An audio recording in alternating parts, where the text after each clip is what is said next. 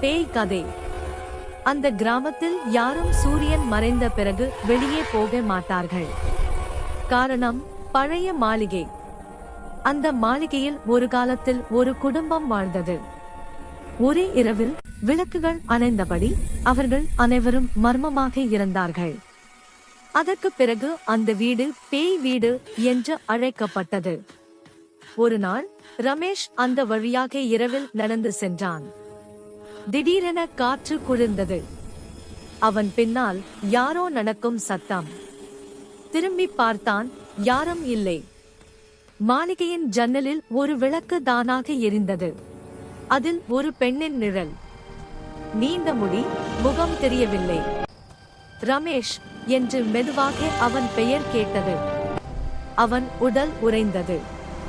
ஓட முயன்றான், கால்கள் நகரவில்லை. அந்த நிழல் மெதுவாக வெளியே வந்தது. அவள் கால்கள் தரையை தொடவில்லை. கண்கள் முழுவதும் இருள். நீங்களும் இங்கேயே இருங்கள் என்று சிரித்தாள்.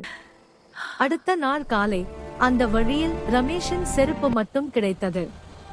அந்த மாளிகை ஜன்னலில் இப்போது 2 நிழல்கள் நின்றிருந்தன. பாடம், சில இடங்கள் நம்மை விடாத நினைவுகளை கொண்டிருக்கும்.